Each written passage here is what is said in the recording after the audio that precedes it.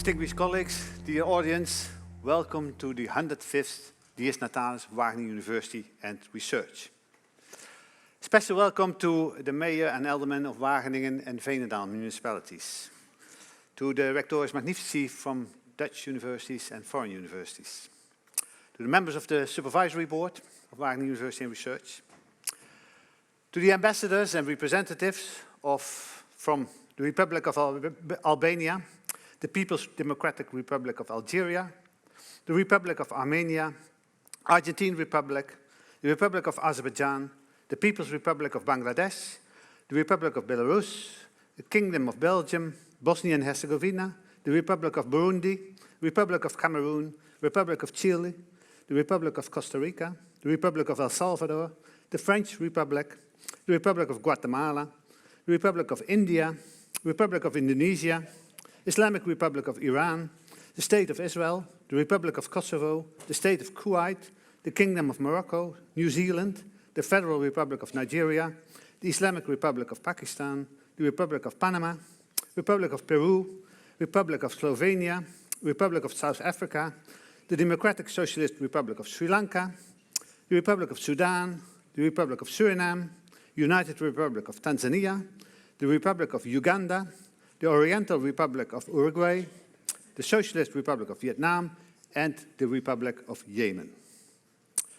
Also welcome to our national and international partners, to our 3 honorary doctorates, soon to be honorary doctorates, and of course, last but certainly not least, to our students. The international audience, which is present here, so you, underlines the importance we and you also attach to international science cooperation, and also to international students and student exchange here at Wageningen University, regardless of the sometimes hostile national debates. The audience, 105 years ago, we were established. And if we look at the organization now, we can say that we are in a very good shape. We are in a good shape research-wise. So we have excellent research, renowned all over the world, both on the applied side as well as on the fundamental side. We are in good shape in terms of education. I have to mention that also to my colleagues from the Netherlands, 18 times the best university on education. We need to get rid of that. And we are in good shape in terms of, maybe most important, having an impact in the world, contributing to what we usually call the Sustainable Development Goals. But of course, our past performance does not say anything about the future. And there's much to be done in the world. If we look around us, the world is not in a good shape. So that's also why we have coined this lustrum year with a specific title, Shaping Sustainable Futures, because that is what we are standing for. Now I need some help. Major symbolic tokens are not just there, but they also represent major societal developments and also societal anxieties. This is still, some of you might recognize that, from the Avatar 2 movie, The Way of Water. The Avatar 1 movie was very much on land. The Avatar 2 movie is very much on water, on the dangers which the major oceans and sea are seeing around us, and it's basically on what they call the Resource Development Authority and what it does to the seas and oceans. And I think it stands for something. It stands for something what we see happening at the moment in our seas and oceans. So that's why we thought in the broader title of Shaping Sustainable Futures, we coined this specific Dies Natalis celebration on the marine environment, because that is also very much in danger. For that, we need also a change of perspective. Usually our normal perspective of the world, here on a map, but it can be of course visualized in different ways, is where we put land very central. But there are also maps and other visualizations where indeed oceans and seas are put central. So for instance, the Spilhouse World Ocean Maps, which really put the ocean central. And that is what we try to do today. What you see is that there are a lot of activities shifting from land-based activities to sea-based activities. The seas and oceans are increasingly populated by all kinds of economic activities. And here you see, probably you cannot read it, but it's also to get the idea. Here you see on a number of major activities the movement to sea and the development at seas. And that's on the production of blue food, that's on deep sea mining, that's on tourism, that's on fishing, you name it. 12 major indicators where the horizontal line, the axis goes from 1970 to 2020. And basically what you see is the major developments have taken place from 1990, 2000 upwards. So basically what we see is there's increasingly a use of the oceans. Let's just take one example to get a little bit deeper into that. Blue food. Blue food is the container name of all the food we are producing from basically salt water, sometimes also fresh water. There are now 2,500 species which are either caught or cultivated via agriculture, which we name blue food. It's a major source of food for 3 billion people around the world. And the demand is likely to be double in the coming 25 to 30 years. About 2/3 of the blue food is produced by small-scale fisheries and aquaculture producers.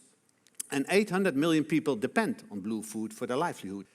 If you look at it a little bit more from a sustainable angle, you see that the greenhouse gas footprint from animal proteins from blue food is much lower than that from land-based animal proteins.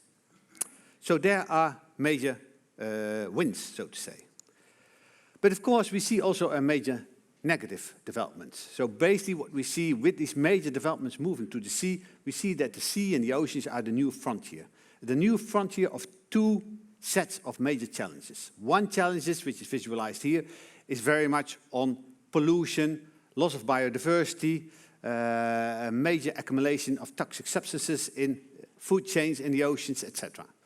There's a major crisis going on there. The second main challenge is there where there are major conflicts taking place between states and private sectors, and also between private sectors at sea. So we need, if we want to go to a sustainable use of oceans and seas, we need blue transitions, the major title of the current Dies Natalis.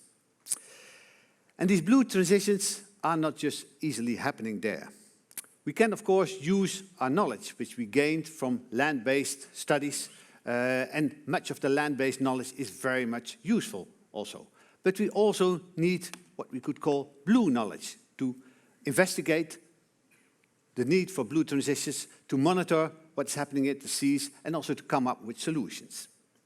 And there, I think, at least I will mention four major differences between what's happening on the land and what's happening on the sea, both in terms of major crises, but also if we want to study them. So the first one is very much related to Hugo Grotius' major work in 1609. It was Mare Liberum. So the idea that the high seas are basically belonging to no one. That means also that governing the high seas is a really major and different thing than just governing land-based sources. And we've seen the major efforts which have taken us to come at the High Sea Treaty, which was just concluded 1 week ago. The second main difference between land-based and sea-based activities is that seas and oceans are largely uninhabited. They are out of sight of the ordinary people, of the citizens of the world, basically. We do not live next to deep sea mining, so we cannot witness that. So all kinds of mechanisms of NIMBY are not there in oceans and seas, which are there on territories. The third one is that oceans and sea have, next to the two horizontal dimensions, which we know very well from land-based resources, also a third vertical dimension. So if we talk about spatial planning, which is so much needed and which we are experimenting upon in the North Sea area, for instance, that also requires spatial planning in the third dimension, into the deep. And that's very different from what we see on most of the land-based activities. And finally, many of the marine challenges, they flow. They are not place-based. Fish migrate, pollution moves around, ships, cargo moves around, marine tourists move around. That is, to some extent, different from what we see in oceans and sea. Here at Wageningen, we work on blue knowledge already for quite some time. We do that within our Wageningen Marine Research Institute, of course, but also in some of the other applied research institutes. We do that also within research on a more fundamental side in the university. We do that in education, in our master program on marine resources and agriculture management. But we are also going to intensify that. Going to establish, it was already on the movie, a new bachelor program in marine sciences, where we educate a new generation of so much needed marine experts, which can really look from an integral perspective at the marine and sea resources and come up with solutions to sustainable use and development and protection of marine resources. And we are, together with, amongst others, Utrecht University, also establishing a major Delta Center, Delta Climate Center in Zealand, where for the coming 10 years at least, we will work on new solutions to cope with the major challenges of marine and deltas.